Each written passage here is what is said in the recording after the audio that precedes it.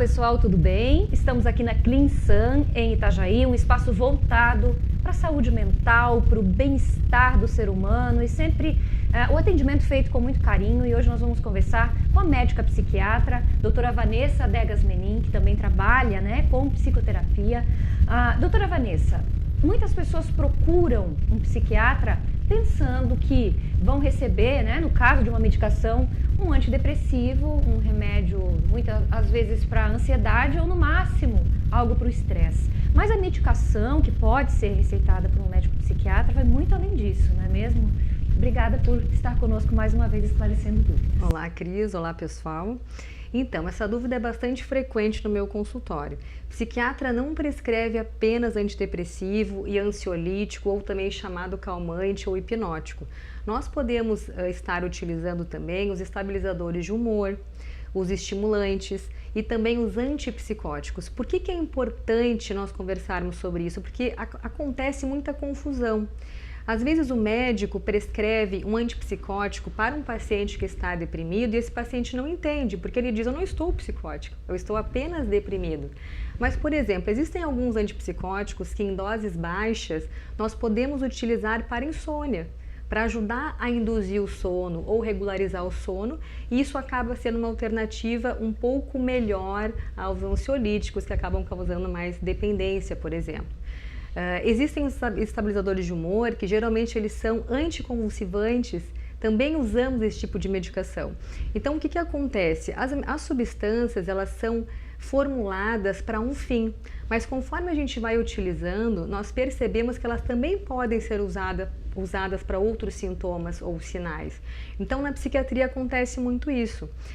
Os estabilizadores de humor, eles podem ser usados para o transtorno de humor bipolar, é a base do tratamento, Mas às vezes a gente lê na bula e não está escrito estabilizador de humor, está escrito às vezes anticonvulsivante. E as pessoas dizem: mas eu não tenho convulsão, doutora, por que eu estou utilizando isso? Ou até mesmo acontece de o médico prescrever, a pessoa vai para casa, acaba não aderindo ao tratamento porque leu na bula e acha muitas vezes que o médico pode ter errado na prescrição. E isso acaba influenciando e prejudicando a aderência ao tratamento.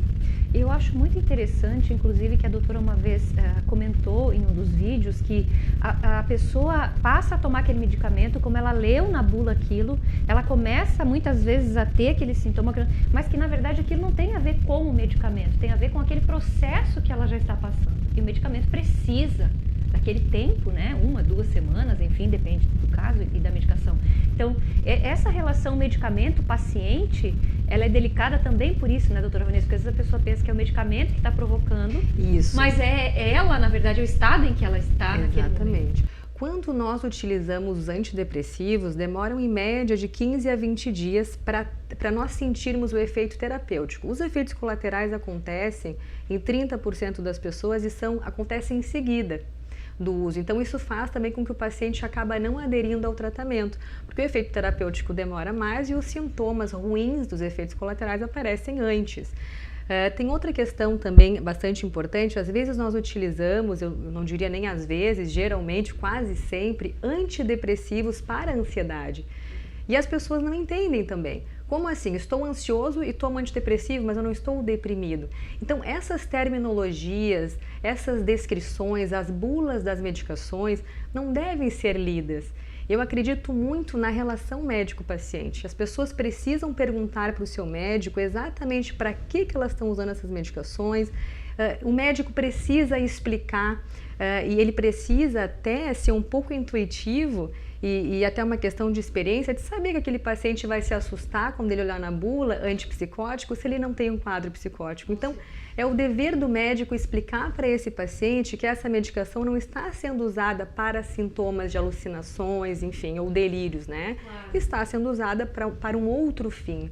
Então, nós também utilizamos as medicações não só pelo efeito terapêutico que elas podem causar, mas pelos efeitos adversos que às vezes também são terapêuticos.